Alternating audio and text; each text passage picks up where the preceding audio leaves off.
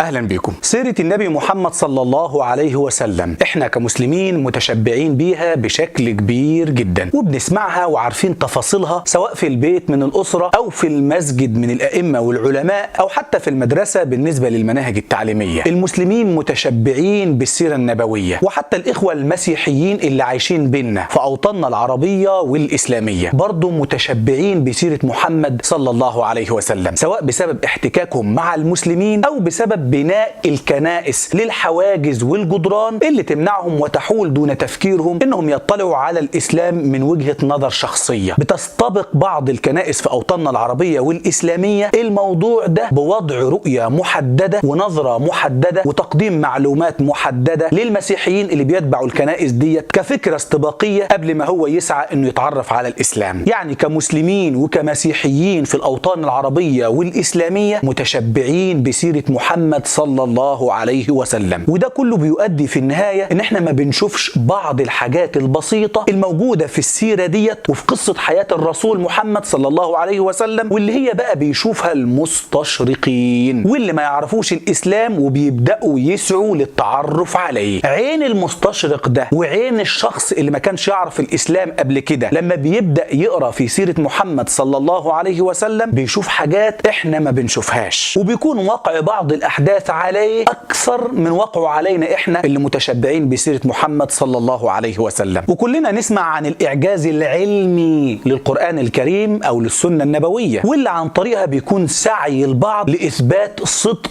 نبوة محمد صلى الله عليه وسلم. في الناحية التانية كلنا نسمع عن الدراسات اللاهوتية اللي بيعملها برضو مسلمين، واللي برضو علشان يحاولوا يثبتوا صدق نبوة محمد صلى الله عليه وسلم، وكل ده طبعا للآخر. وحديثنا النهاردة هو عن الإعجاز العلمي لإثبات صدق نبوة محمد صلى الله عليه وسلم، ولا دراسات لاهوتية في الأديان التانية والكتابات التانية، إنما النهاردة في حلقتنا إحنا هناخد فكرة مختلفة تماما عن ده، وهي اللي اسمها المنطق. بعض المستشرقين وبعض الدارسين اللي ما كانوش يسمعوا عن النبي محمد صلى الله عليه وسلم وحبوا يدرسوا حياته عن طريق عقلهم هو وبالمنطق بتاعهم، وببساطة شديدة جدا بيقروا بصدق نبوة محمد صلى الله عليه وسلم. واحنا النهاردة في حلقة بسيطة علشان نتكلم عن 5 نقاط فقط لا غير، علشان ما نطولش عليكم. بيتكلم فيها المستشرقون ازاي ان هم بالمنطق وبالعقل بيعترفوا ببساطة شديدة ان هذا الرجل نبي وليس كاذب، بالمنطق وبالعقل لكم ان تتخيلوا. فخلونا نبدأ حلقتنا على طول علشان نعرف احنا بنتكلم عن ايه. رقم 1، المستشرق الفرنسي إيميل درمينجيم في كتابه حياة محمد صلى الله عليه وسلم صفحة 318 بيتكلم على اللي حصل سنة 632 ميلاديا 10 هجريا، وبيقول ان الحادثة اللي وقعت في السنة ديت هي خير دليل على ان هذا الرجل نبي وليس كاذب. بيقصد هنا محمد صلى الله عليه وسلم. ايه بقى اللي حصل في السنة ديت؟ ببساطة شديدة جدا إبراهيم ابن النبي محمد صلى الله عليه وسلم مات وهو طفل صغير، واللي كان في الوقت ده النبي محمد ما عندوش غيره أولاد ذكور. حزن النبي محمد صلى الله عليه وسلم على موته، لكنه في نفس اليوم اللي مات فيه إبراهيم ابن النبي محمد صلى الله عليه وسلم حدث كسوف للشمس. الشمس غابت والسماء اللي كانت منورة ديت أظلمت.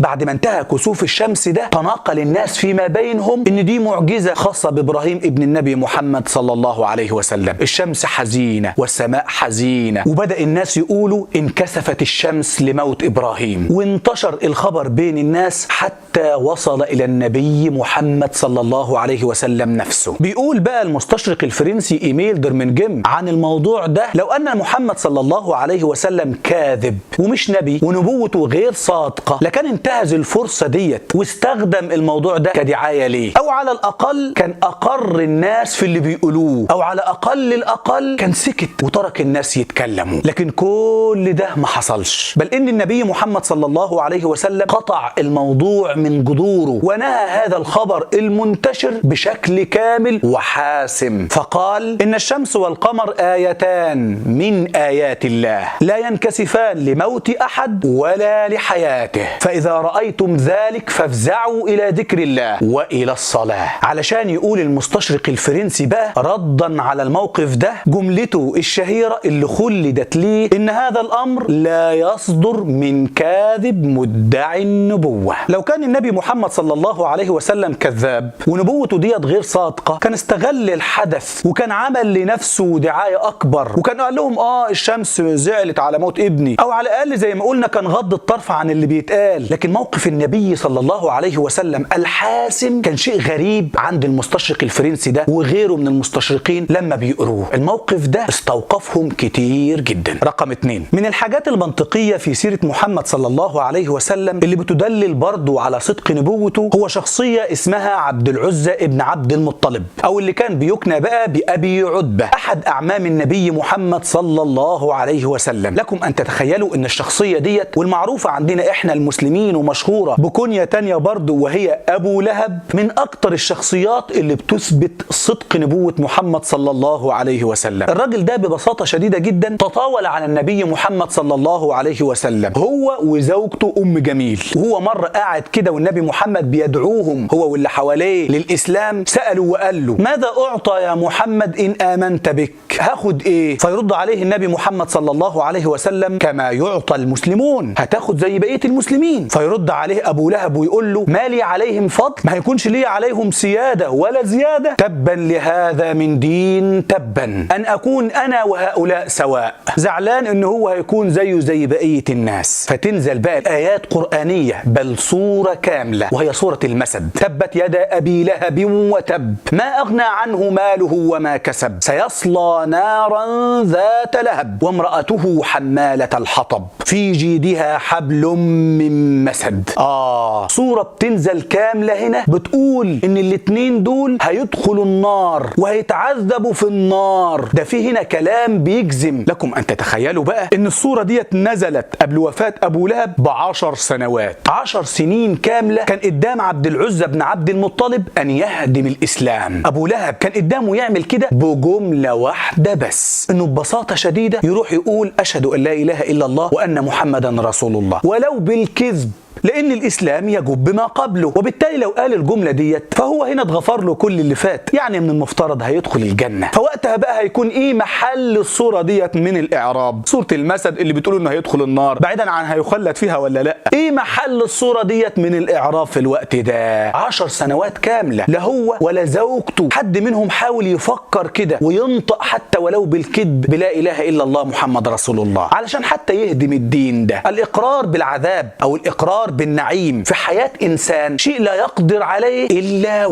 وحي من السماء يعرف الغيب ويعرف إن الشخص ده عمره ما هيعمل كده ولا هيجي في باله حتى إنه يكذب ويقول كده. إحنا ممكن نقرأ القصة ديت ونعديها كمسلمين لأن زي ما قلت لكم متشبعين بالسيرة النبوية، لكن المستشرق عينه مختلفة عنا وبيشوف حاجات إحنا ممكن ما نشوفهاش، فبيشوف بقى في الواقعة ديت صدق نبوة محمد صلى الله عليه وسلم، فهو الصادق الأمين، وإن الكلام اللي بينزل عليه ده وحي من عند الله من عند من يعلم الغيب. رقم 3 من أهم الحاجات اللي المستشرقين بيتكلموا عنها في سيرة محمد صلى الله عليه وسلم وبيقفوا قدامها كتير جدا هي ما يعرف باسم المآسي اللا مراجعات فيها. مر النبي محمد صلى الله عليه وسلم في حياته بمآسي كبيرة جدا ومزلزلة جدا، من أول تعذيبه في مكة هو وأصحابه وقلة حيلته وخروجه من بلده اللي كان عايش فيها آمن مطمئن لحد غزوة أحد اللي كسرت فيها رباعياته وشج رأسه وقتل عمه ومثل بجثة عمه حمزة بن عبد المطلب في المعركة، بيسقط في الحفرة بتكسر رباعيته، بيضرب واحد من المشركين بالسيف على خوذته فبتتشق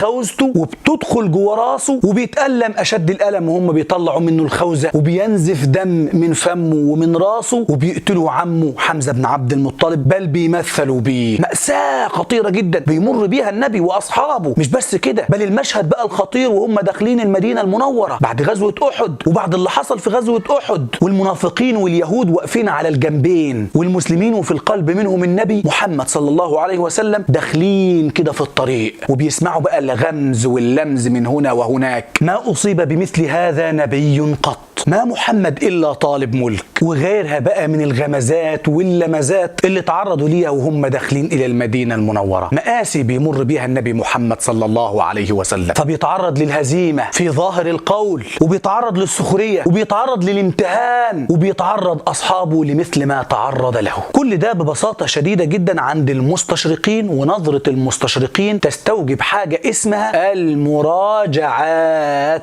عارفين الحركات الإسلامية في التاريخ الحديث من وقت للتاني بعد ما بتتعرض لضربات كبيرة جدا وقاسية بتعمل حاجة اسمها مراجعات. فمنها حركات بتتجه لتكفير المجتمع، ومنها حركات بتروح للبعد عن السياسة وبتلتزم الدعوة، وغيرها من الأشكال التانية والجماعات التانية اللي بتعمل مراجعات. وده بيحصل لما بتتعرض لضربات قاسية والمقاسي كبيرة. والمراجعات ديت بقى بتختلف فيها الحركة الإسلامية قبل المراجعات لما بعد المراجعات، وبيتقسم تاريخها لما قبل وما بعد. النبي محمد صلى الله عليه وسلم اتعرض للمآسي وللضربات القاسية هو وأصحابه. عند المستشرقين كل ده بيستوجب المراجعات، لكننا في حياة محمد وفي سيرة محمد صلى الله عليه وسلم لم نجد أي مراجعات. زي ما بدأ توجهه ومبادئه وقيمه وعقيدته، انتهت حياته على نفس المبادئ والتوجه والقيم والعقيدة. ما شفناش في تاريخ محمد صلى الله عليه وسلم نقلة نوعية خلينا نقول تنقسم حياة الشخصية ديت لقسمين. القسم الأول فيها كان بيعتقد كذا وبيعتنق كذا وبيؤمن بكذا، والقسم الثاني حصل أزمة في النص وتمت مراجعات ذاتية ليه والفكره، فتحول وأصبح بيؤمن بكذا وبيعتقد كذا وبيعتنق كذا. لم نجد في سيرة محمد صلى الله عليه وسلم هذا الكلام، بل ما بدأ عليه مات عليه صلى الله عليه وسلم. فبيرى المستشرق بقى بنظرته إن كل ده دليل صدق نبوة محمد صلى الله عليه وسلم، والكلام ده كله فيما يخص المآسي اللي تعرض ليها. أما بقى بالنسبة للمكتسبات والفترة الانتصار والقوة، فده يخلينا نروح لرقم 4. النبي محمد صلى الله عليه وسلم بيصبح هو الآمر الناهي في حياة قومه في المدينة المنورة، وبعد الفتح بيصبح هو الآمر الناهي في الحجاز، فبيمتلك القوة والسلطة. لكن الأهم من كل ده إنه بيمتلك حب أصحابه والمحيطين به، حب كبير جدا. عند المستشرقين ده بيستوجب إن النبي محمد صلى الله عليه وسلم لو كان شخصا عاديا لانتقل للمرحلة التالية أو المرحلة اللي بعد كده، إما إن هو بياخد لقب دنيوي أو ياخد لقب ديني. بيتدرج في الموضوع. لقب دنيوي زي أمير، ويقول لأصحابه إنهم يطلقوا عليه أمير. ده حتى أمير المؤمنين لم تطلق على النبي محمد صلى الله عليه وسلم. وبعد كده يلقب نفسه بملك، وبعد كده يلقب نفسه بإمبراطور. بيستوجب ما كان فيه النبي محمد صلى الله عليه وسلم بالمنطق الاستشراقي إنه يتدرج هنا فيما يخص الألقاب الدنيوية، أو إنه يتدرج فيما يخص الألقاب الدينية.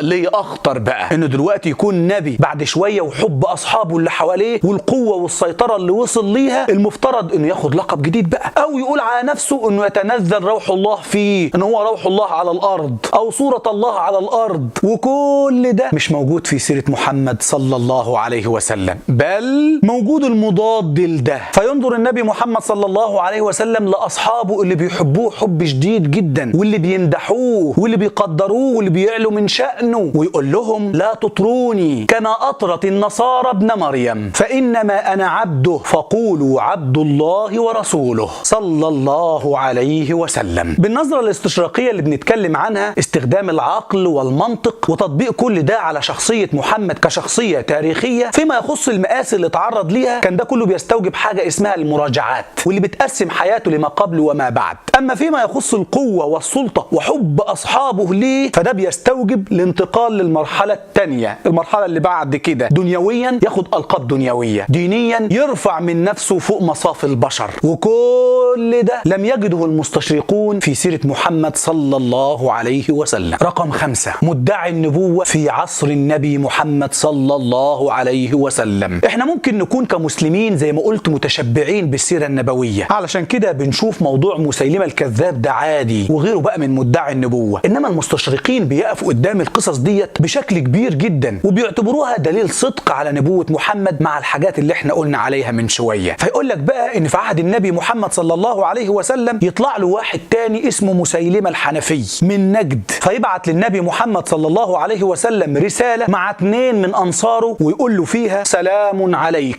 أما بعد فإني قد أشركت في الأمر معك، وإن لنا نصف الأرض ولقريش نصف الأرض. رد النبي محمد صلى الله عليه وسلم على الرسالة دي رد قاطع. لو كان مدعي نبوة ولو كان كاذب كان فكر شوية، خصوصا إن اللي بيبعت له الرسالة دي موجود في مكان تاني خالص في نجد، بعيدا عن الحجاز، بعيدا عن سلطة محمد صلى الله عليه وسلم. لكن اللي حصل ببساطة شديدة إن النبي محمد صلى الله عليه وسلم يبص على الاتنين اللي واقفين قدامه علشان يبعت معاهم رسالة لمسيلمة الحنفي ويقول له فيها وبشكل قاطع وواضح وصريح ولا لبس فيه: بسم الله الرحمن الرحيم، من محمد رسول الله إلى مسيلمة الكذاب، السلام على من اتبع الهدى، أما بعد فإن الأرض لله يورثها من يشاء من عباده والعاقبة للمتقين. لو كان النبي صلى الله عليه وسلم يبتغي أرض فالأرض تحت إيديه، ولو كان يبتغي سلطة فالسلطة يتملكها، لو كان يبتغي ملك فالملك تحت إيده ونجد بعيدة عنه. فببساطة شديدة جدا لم يكن هناك أي داعي لمعاداة مسيلمة الحنفي إلا سبب واحد فقط لا غير، وهو إن محمد نبي ومش طالب لأرض ولا سلطة ولا ملك، وإن مسيلمة الحنفي كذاب.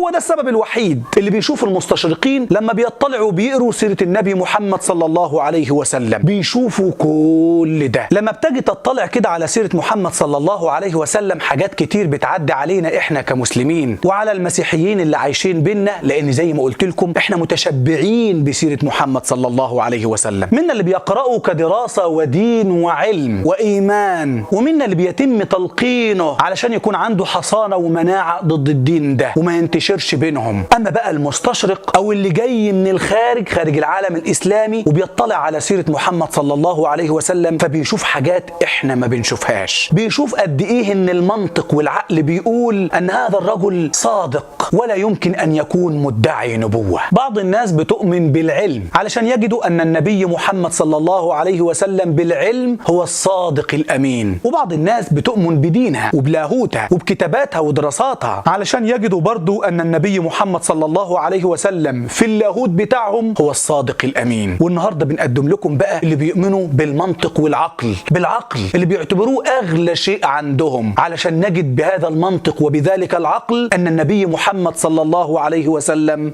هو الصادق الامين. خلينا اقولها لكم كده وببساطه: لا اكراه في الدين، ومن حق كل انسان يؤمن باللي هو عاوز يؤمن بيه، لكن بصدق الواحد بيشفق على كل انسان بيقرا عن النبي محمد صلى الله عليه وسلم وبيسمع عنه وبيشوف سيرته وبيقرا في القرآن الكتاب المنزل عليه وما زال لحد النهارده لم يدخل في الإسلام. نبي أتانا بعد يأس وفترة من الرسل والأوثان في الأرض تعبد، فأمسى سراجا مستنيرا وهاديا يلوح كما لاح الصقيل المهند، يلوح كما لاح الصقيل المهند صلى الله عليه وسلم. حلقة بسيطة حبينا نقدم لكم فيها مجموعة من الحاجات اللي بيشوفها المستشرقين واللي احنا ممكن ما ناخدش بالنا منها، واللي بيدللوا بيها بالمنطق وبالعقل اللي هم بيعتبروه أقدس شيء عندهم. العقل بيدللوا بيها على أن هذا الرجل لا يمكن أن يكون مدعي نبوة وأنه الصادق الأمين. اتمنى تكون حلقه النهارده عجبتكم. يا ريت تعملوا لنا لايك، علقوا لنا على الحلقه بصفه عامه، واحنا بنتقبل كل التعليقات ما دام مكتوبه بشكل ايجابي. اشتركوا في القناه للي لسه ما اشتركش، ونشوفكم في الحلقه الجايه، والسلام عليكم ورحمه الله وبركاته.